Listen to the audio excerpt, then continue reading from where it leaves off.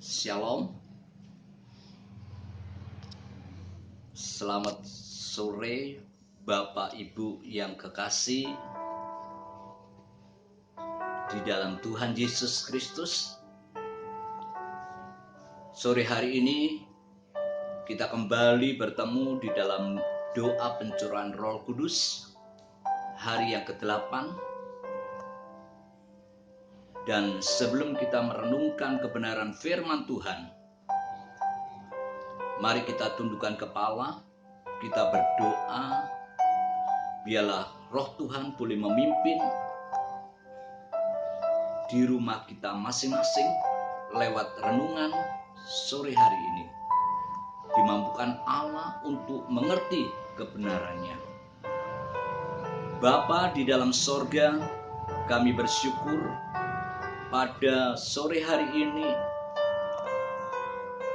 anak-anak-Mu jemaat GPDI Philadelphia Kediri siap menerima kebenaran-Mu.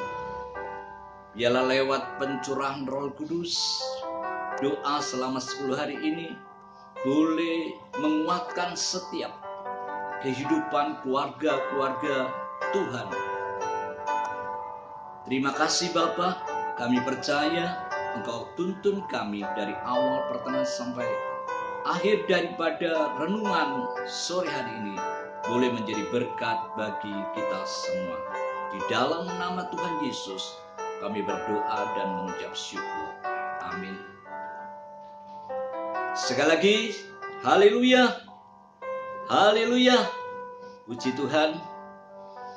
Bapak, Ibu, Saudara yang kami kasihi, kita akan langsung membuka kebenaran firman Tuhan agar kita semuanya benar-benar pada hari yang ke-8 ini kita pun kembali dipenuhi oleh Roh Tuhan. Siapa yang rindu dipenuhkan oleh Roh Tuhan? Angkat tangan. Terima kasih. Kami percaya pada sore hari ini kita langsung buka di dalam kebenaran firman Tuhan yang terdapat di dalam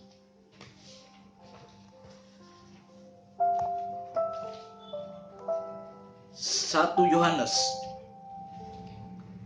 Yohanes pasal yang ke-5 ayat yang ke-8. Pasal yang ke-5 ayat yang ke-8, demikian bunyi firman Tuhan. Dan ada 3 yang memberikan kesaksian di bumi, roh dan air dan darah, dan ketiganya adalah satu. Bapak, Ibu, Saudara yang kami kasihi, pada malam hari ini tema yang kami berikan, bagaimana supaya saudara dan saya boleh mengalami baptisan Roh Kudus, boleh dipenuhkan oleh Roh Tuhan. Mengapa hal itu begitu penting? Sebab firman Tuhan telah jelas dengan yang kita baca pada sore hari ini. Pertama, darah. Kita telah melewati darah, yaitu ketika kita dilahirkan kembali, ketika kita terima Yesus sebagai juru selamat, ketika kita boleh mengalami keselamatan roh kita, maka kita perlu ada korban darah. Darah Kristus harus menjadi korban buat keselamatan saudara saya.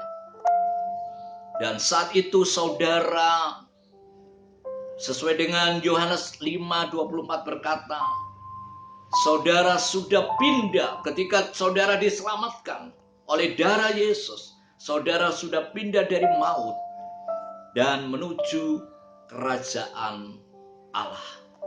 Itulah kebahagiaan orang Kristen, mukjizat yang terbesar ketika kita menerima fase yang pertama, yaitu fase lewat darah Kristus. Yang kedua, kemudian lewat air.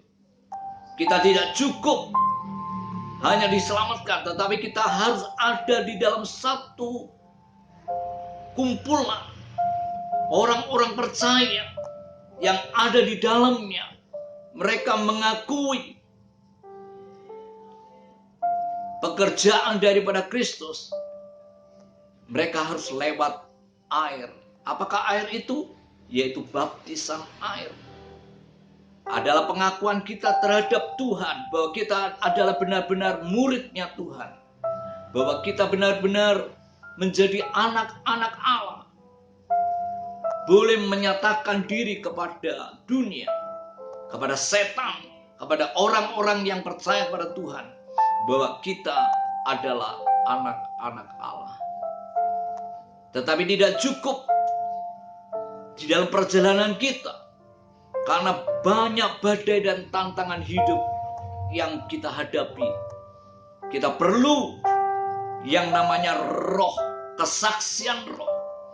Pertama kesaksian darah, yang kedua kesaksian air, yaitu baptisan air.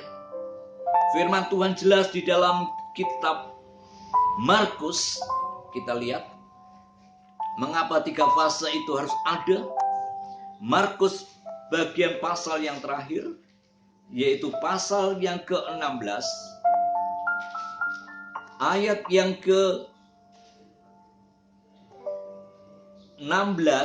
dan 17 berkata, siapa yang percaya, tentu percaya di dalam nama Yesus dan dibaptis dengan air, akan diselamatkan.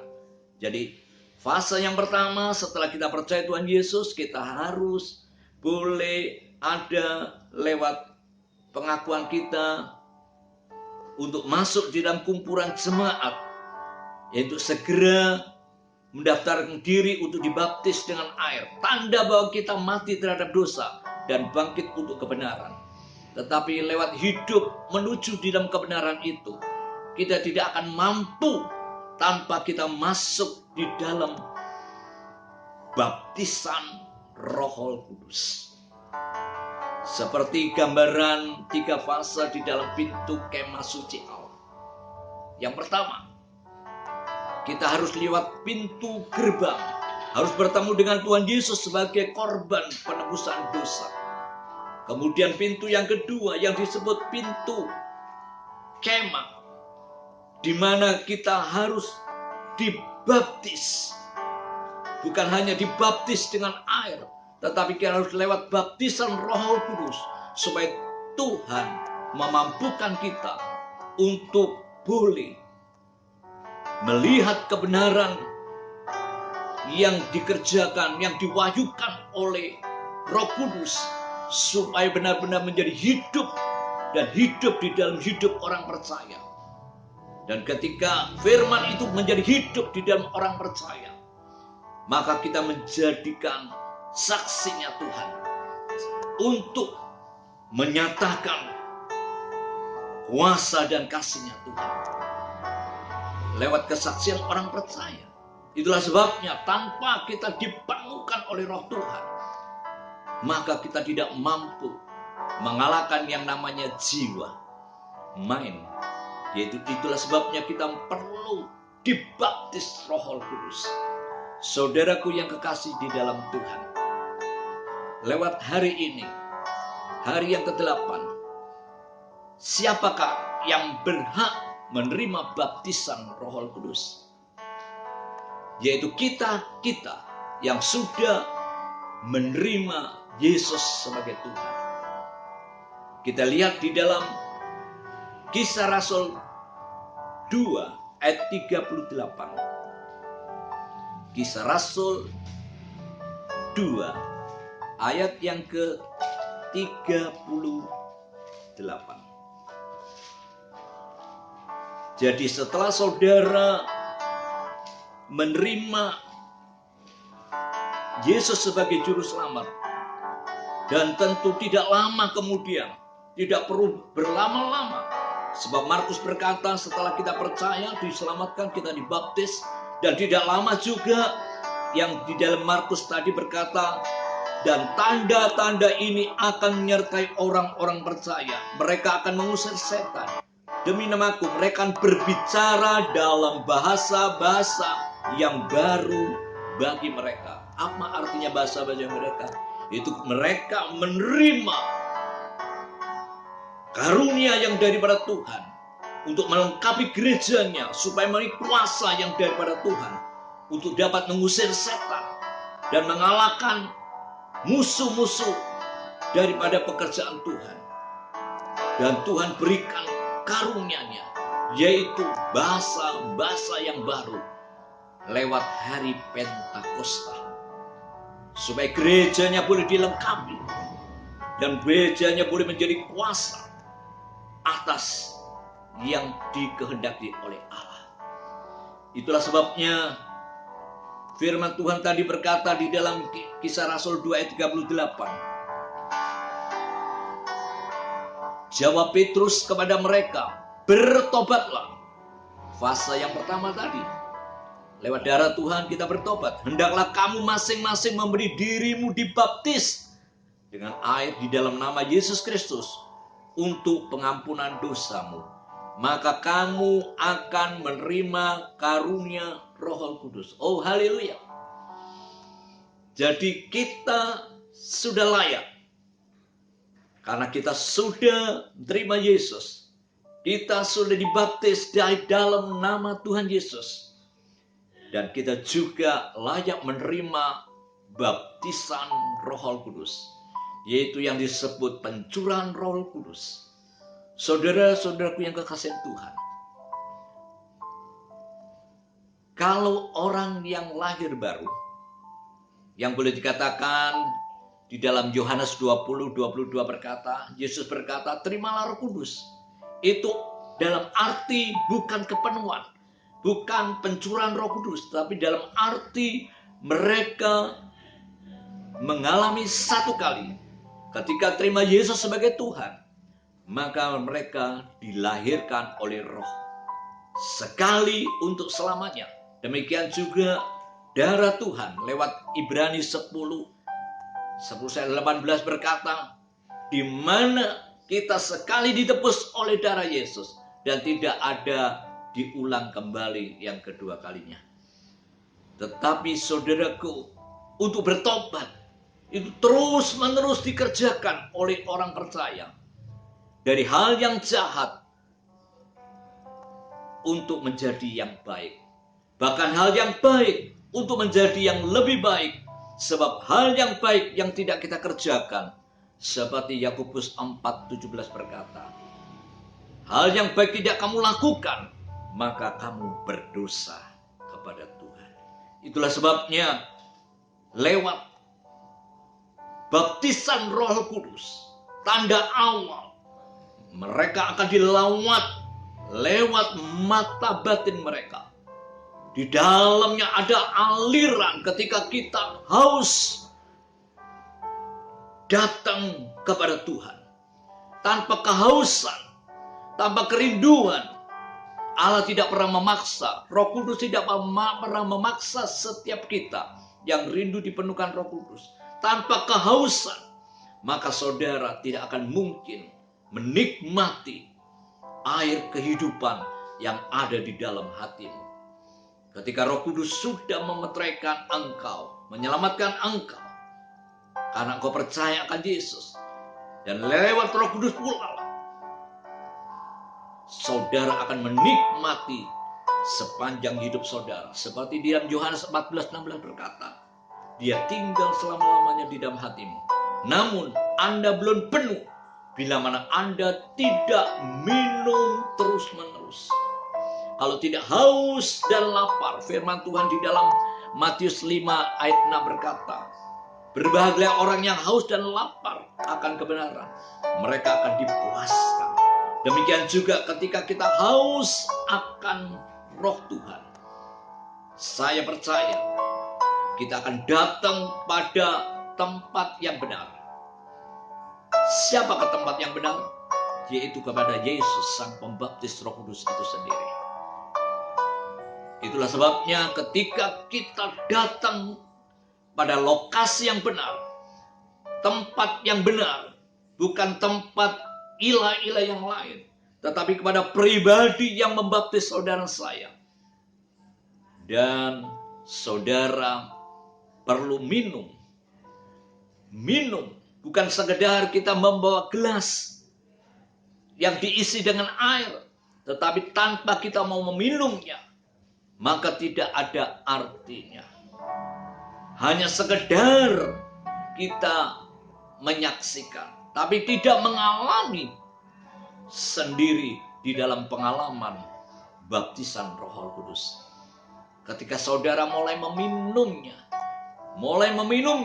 digambarkan kitab Yesaya, 1000 hasta, 2000 hasta dari kaki, mata kaki, sampai lutut, sampai pinggang, sampai leher, 4000 hasta. Maka saudara tidak dapat lagi berbicara dengan bahasa kita. Maka Tuhan akan memberikan kata-kata yang lemah lembut. Seperti yang ada di dalam Yohanes 7 ayat 37 sampai 39. Di dalam hatimu ada aliran-aliran air yang akan keluar dan mengalir sampai di dalam perkataanmu. Dan perkataanmu mengandung keajaiban daripada Tuhan. Membuat saudara dipenuhkan terus, dibaptis Roh Tuhan, dipenuhkan Tuhan. Itulah sebabnya baptisan Roh Kudus bukan akhir dari perjalanan orang Kristen. Baptisan Roh Kudus adalah awal menuju adi kodrati yang lain. Saudara dan saya harus terus dipenuhkan oleh Roh Kudus. Seperti halnya kelahiran baru hanya sekali. Tanda baptisan Roh Kudus itu sekali. Tetapi kepenuhan itu harus berulang-ulang kali. Karena lewat kepenuhan inilah yang membuat gereja Tuhan boleh menjadi pemenang-pemenang di dalam Tuhan. Jangan seperti jemaat yang ada di Galatia. Mereka mengawali dengan roh, tapi dia perjalanan hidupnya mengakhiri dengan daging. Kami percaya gereja kita, gereja anak-anak Tuhan, perlu terus-menerus minum sampai meluber keluar. Apa yang menjadi keuntungan orang yang dipenuhkan Roh Kudus? Mereka merasakan kehadiran Allah secara fisik. Bukan hanya dapat kita rasakan, tapi dapat didengar orang lain bahwa benar-benar ada Roh Allah di dalam hidup kita. Selama 1990 tahun yang lampau, setelah Yesus naik ke surga dan hari Pentakosta turun pada tahun 30 Masehi, sampai hari ini sudah 1990 tahun yang lampau. Diawali kembali pada tahun 1900 di mana ada di mana seorang gadis yang bernama Agnes Ann Oxman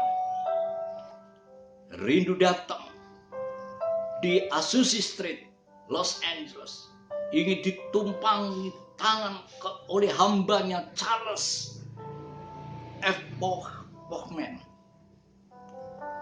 Dan saat itu juga dipenuhkan dengan bahasa-bahasa yang baru. Itulah awal terjadilah sebuah kebangunan rohani selama seabad ini. Lebih daripada 20 tahun. Dan apinya terus menyala sampai hari ini. Bahkan dilanjutkan tahun 1904, di mana seorang namanya Evan Robert, dari usia 12 tahun dia kerja di tambang batu bara.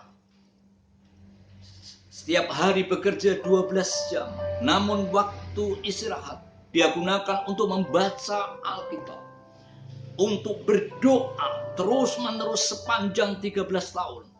Apa hasilnya? Suatu hari dia diizinkan oleh pendetanya khotbah, maka ada selama 30 hari dia berkhotbah, 37.000 orang bertobat. Dan selama 5 bulan ada 100.000 orang bertobat terima Tuhan Yesus. Dan lebih dari 90% penduduk Wales dilahirkan kembali. Betapa dahsyatnya api Roh Tuhan ketika memenuhi setiap anak-anaknya. Bahkan di Inggris sampai ada lawatan Tuhan, 2 juta orang boleh menerima Kristus dan diselamatkannya. Dan saudaraku, bukan itu saja, pengaruhnya sampai Eropa Barat, sampai Afrika, Amerika. Kurang lebih dampak yang daripada pekerjaan Roh Kudus itu, 20 juta orang boleh mengalami lawatan daripada Tuhan. Saudara jemaat yang kami kasih, biarlah kita tetap menyalakan api roh kita sampai benar-benar Tuhan memenuhi kita tiap hari. Dan kita menjadi gereja yang hidup, gereja yang berkemenangan, gereja yang terjadi kebangunan rohani, bukan oleh perkara daging, tetapi oleh perkara roh. Kita dimampukan menuju gereja yang sempurna. Bapak, Ibu, Saudara yang kami kasihi, pada akhirnya mari kita sama-sama boleh terus rindu datang kepada Tuhan Yesus untuk dipenuhkan oleh Roh Tuhan. Dan kita boleh menjadi pelaku-pelaku firman yang penuh berkat daripada Tuhan. Mari kita berdoa. Dan saudara-saudara yang ada di rumah, setelah mendengar firman Tuhan, mari kita doa sungguh-sungguh. Seperti Elia, orang biasa, tetapi menjadi luar biasa karena dia sungguh-sungguh berdoa. Dan Tuhan boleh memakai juga kita ketika kita sungguh-sungguh berdoa dan dipenuhkan oleh Roh Tuhan dan dilawat oleh Tuhan. Perkataan kita menjadi perkataan yang digarami oleh Roh Kudus, penuh kuasa, yang sakit disembuhkannya, yang susah dihiburkannya, yang lemah lututnya mereka kembali semangat melayani Tuhan. Amin. Mari kita tundukkan kepala, berdoa. Sekali lagi Tuhan, kami datang kepadamu oleh karya Roh Kudus-Mu Tuhan. Walaupun sudah 1990 tahun yang lampau, Pentakosta telah dicurahkan atas gerejanya. Sampai hari ini kami terus membutuhkannya Tuhan. Sampai Engkau menjemput kami, sampai Engkau ada di awan-awan menjemput setiap kekasih-kekasihnya yang hidup dipimpin oleh Roh Tuhan, penuh dengan kemuliaan Tuhan. Biarlah Tuhan lewat sore hari ini kami kembali Tuhan, rindu terus Tuhan, dipenuhkan oleh Roh-Mu, agar jemaat dari anak-anak yang kecil, khususnya jemaat gereja Philadelphia GBDI Kediri, boleh semakin maju di dalam Tuhan. Dari anak-anak sekolah minggu, dari anak-anak remaja, dari pemuda-pemudi, dari wanita pria, sampai guru-guru pelkap, majelis gereja, pengerja-pengerja, hamba-hambanya, Ibu Gembala, semuanya dilawat oleh Tuhan. Dan kami percaya Tuhan, tahun ini adalah tahun kemenangan buat gereja kami. Di dalam nama Yesus, kami telah menerima Tuhan lawatan-Mu hari ini, agar kami terus membangun mezbah doa kami, sampai bertemu Engkau kali yang kedua. Di dalam berkat nama Tuhan Yesus Kristus. Haleluya, haleluya, amin.